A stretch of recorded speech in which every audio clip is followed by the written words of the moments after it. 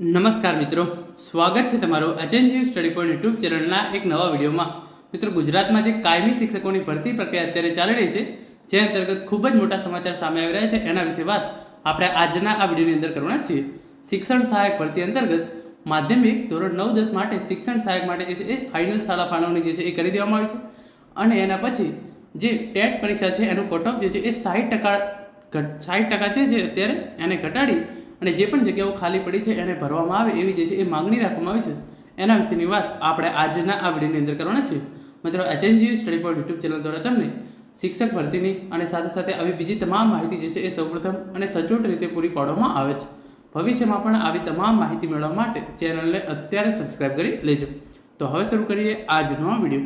તો સૌપ્રથમ આપણે જે છે એ માધ્યમિક શિક્ષણ સહાયક ભરતી અંતર્ગત જે છે એ ફાઇનલ શાળા ફાળવણી કરવામાં આવી છે એની કેટલીક માહિતી મેળવી લઈએ અને એના પછી ટેટ પરીક્ષાના કટ ઓફની અંદર જે ઘટાડો કરવાની વાત છે એના વિશે માહિતી મેળવી. તો એના માટે જે છે એ ઓફિશિયલ વેબસાઇટ છે, આપણે એના પર પહોંચી ગયા છીએ અને વેબસાઇટ પર તમે આવશો એવી જે છે એ સૂચના આપવામાં આવેલી છે. સરકારી માધ્યમિક શાળાઓમાં શિક્ષણ સહાયક ભરતી 2024 22/7/2025 રોજ ફાઇનલ શાળા ફાળવણી જાહેર કરેલ છે. સંબંધિત ઉમેદવારો 22/7/2025 થી 24/7/2025 સુધીમાં શાળા ફાળવણી પત્ર ડાઉનલોડ કરી શકશે.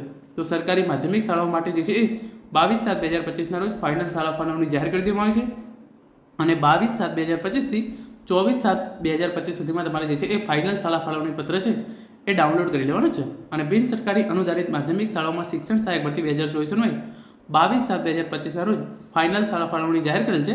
સંબંધિત ઉમેદવારોએ 22/7/2025 થી 28/7/2025 સુધીમાં શાળા ફાળવણી પત્ર ડાઉનલોડ કરી શકશે.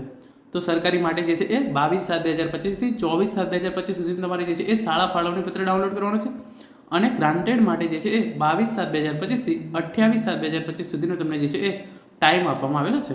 હવે જે તમારે ડોક્યુમેન્ટ હોય છે અમુક જોડવાના, એના માટે જે છે એ સૌપ્રથમ આપણે જે છે એ સેકન્ડરી ગવર્મેન્ટ એટલે કે માધ્યમિક સરકારી માટે જે છે એ જોઈ લઈ અને એના પછી જે ગ્રાન્ટેડ છે એના માટે માહિતી મેળવીશું. અહીંયા લખ્યું છે એ પ્રમાણે સરકારી માધ્યમિક જામીન ખત, સરકારી માધ્યમિક શિક્ષણ સહાયક ભરતી 2024 સોગંદનામું અને ચાલચલગત પ્રમાણપત્ર એ તમારે તમામ જે છે એ અહીંયાથી ડાઉનલોડ કરી લેવાના છે.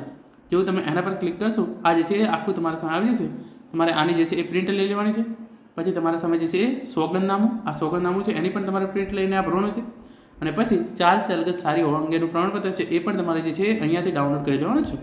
એ જ રીતે જે છે એ ગ્રાન્ટેડના ઉમેદવારો છે એમને પણ અહીંયા જે છે એ વેબસાઇટ પર આવી એમને પણ અહીંયા જોઈ શકો છો જામીન ખત, એ પણ તમારે જે છે અહીંયાથી આ તમારે ડાઉનલોડ કરવાનું છે જેનું ગ્રાન્ટેડની અંદર શાળા ફાળવણી થઈ હોય એનું.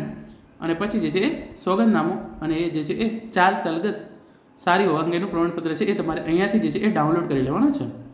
અને પછી જે ફાળવણી પત્ર અંગે જે છે એ સૂચના આપવામાં આવી છે તમે જોઈ શકો છો. ગુજરાત રાજ્ય માધ્યમિક અને ઉચ્ચતર માધ્યમિક શૈક્ષણિક સ્ટાફ ભરતી પસંદગી સમિતિ ગાંધીનગર સરકારી અને બિનસરકારી અનુદાનિત માધ્યમિક શાળાઓમાં શિક્ષણ સહાયક ભરતી 2024 ફાઇનલ શાળા ફાળવણી થયેલ ઉમેદવારો માટે શાળા ફાળવણી પત્ર ડાઉનલોડ કરવા અંગે સૂચનાઓ તારીખ 22/7/2025 રોજ જે છે એ આ પ્રક્રિયા જાહેર કરવામાં આવી છે. એ પ્રમાણે ફાઇનલ શાળા ફાળવણી જે છે એ સરકારી માધ્યમિક અને ગ્રાન્ટેડ બંને માટે જે છે એ કરી દેવામાં આવી છે. 16/7/2025 રોજ જે છે એ કામચલાઉ શાળા ફાળવણી કરવામાં આવી હતી. એની અંદર જે છે એ 1241 કોમન ઉમેદવારો હતા, એમની સંમતિના આધારે જે છે એ આજે ફાઇનલ શાળા ફાળવણી કરી દેવામાં આવી છે. અને જે ઉમેદવારો સરકારીના છે એમના માટે જે છે એ 24/7/2025 અને જે ગ્રાન્ટેડના ઉમેદવારો છે એમને 28/7/2025 સુધીમાં વેબસાઇટ પરથી શાળા ફાળવણી પત્ર જે છે એ તમારે લોગિન કરી અને ડાઉનલોડ કરી લેવાનું રહેશે. લોગિન કર્યા પછી તમારે જે છે એ લોગિન ફોર સેકન્ડરી ગવર્મેન્ટ અથવા login for secondary grant in એડમાં જઈ તમારો ટાટ નંબર, જન્મ તારીખ, પાસવર્ડ અને કેપ્ચા કોડ નાખીને તમે જે છે એ લોગિન કરી તમારું જે શાળા ફાળવણી પત્ર છે એ ડાઉનલોડ કરી શકો છો. અને જે બીજી તમામ સૂચના આપવામાં આવેલી છે કે જામીન ખાતર તમારે 300ના સ્ટેમ્પ પેપર ઉપર આપવાનું છે. પછી તમારે જે છે એ સોગંદનામું અને તમામ ઇન્ફોર્મેશન જે છે એ તમારે આ રીતે આપવાની છે. હવે આપણે વાત કરીએ કે જે ટેટ પરીક્ષાના કટ ઓફ અંગે જે છે એ તે અંગે તમે અહીંયા જોઈ શકો છો. દીપક રાજાણી સાહેબ છે એમણે ટ્વીટ કરીને જણાવ્યું છે, શિક્ષણ સહાયકો પહોંચ્યા વિદ્યાસંકુલ ખાતે. ટેટ મુખ્ય પરીક્ષાના કટ ઓફમાં ઘટાડો કરવા માંગ, કટ ઓફમાં 60%થી ઘટાડો કરી ઉપલબ્ધ જગ્યાઓ ભરવા માંગ. મનોવિજ્ઞાન, તત્વજ્ઞાન સહિતના વિષયોમાં ઓછી અરજી આવતા કરાય માંગ. તો તમે જોઈ શકો છો શિક્ષણ સહાયકો દ્વારા જે છે એ વિદ્યાસંકુલ ખાતે જઈ અને જે છે એ રજૂઆત કરવામાં આવી છે કે ટેટનું મુખ્ય પરીક્ષાનું કટ ઓફ જે છે એ 60% રાખવામાં આવ્યું છે, એને જે છે એ ઘટાડવામાં આવે. તો જેના કારણે જે મનોવિજ્ઞાન, તત્વજ્ઞાન, આંકડાશાસ્ત્ર, સમાજશાસ્ત્ર વગેરે જેવા વિષયની અંદર જે છે એ શિક્ષણ સહાયકની જે જગ્યાઓ ખાલી પડી છે એ કટ ઓફની અંદર ઘટાડો કરી અને ભરવામાં આવે. તમને ખબર છે એ પ્રમાણે ટેટ પરીક્ષાનું કટ ઓફ જે છે એ 60% છે, એને ઘટાડીને 45% કરવાની જે છે એ માગણી ચાલી રહી છે.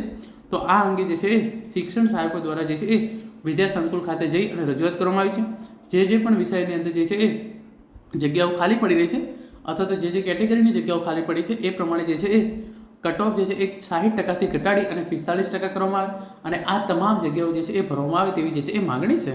આપણા જે શિક્ષણ મંત્રી છે એમની જે છે એ આવતીકાલે બેઠક થવાની છે, એની અંદર પણ આ જે છે એ બાબત ચર્ચાવાની છે. તો કાલે આપણને ખબર પડી જશે કે જે છે એ ટેટ પરીક્ષાનું કટ ઓફ 60%થી ઘટાડી અને 45% કરવામાં આવે છે કે નહીં. જો કટ ઓફ ઘટાડીને 45% કરવામાં આવશે તો ઘણા બધા ઉમેદવારો જે છે એ મેરિટની અંદર સમાવેશ થશે અને એમને જે છે એ જે આ ખાલી જગ્યાઓ પડી છે એના પર જે છે એ નોકરી કરવાની તક મળી શકે છે.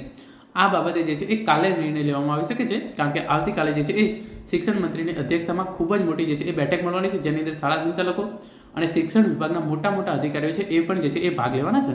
તો આવતીકાલે જે છે હું તમને એ વિડીયો બનાવી અને એની અંદર કહીશ કે જે કાલે બેઠક મળી છે એની અંદર જે છે એ શું નિર્ણયો લેવામાં આવ્યા છે. તો આપણે જે છે એ અત્યારે જે ખાલી માંગ કરવામાં આવી છે કે કટ ઓફ જે છે એ 60%થી ઘટાડો કરી અને 45% કરવામાં આવે, જેથી મનોવિજ્ઞાન, તત્વજ્ઞાન, સમાજશાસ્ત્ર, આંકડાશાસ્ત્ર વગેરે જેવા વિષયોની અંદર જે પણ જગ્યાઓ ખાલી પડી રહી છે એ તમામ જગ્યાઓ ભરાઈ જાય. મિત્રો, આ હતો આજનો વિડીયો, જેની અંદર આપણે શિક્ષકોની ભરતી અંગે જે મોટા સમાચાર સામે આવ્યા હતા એના વિશે વાત કરી છે. Thank you so much for watching.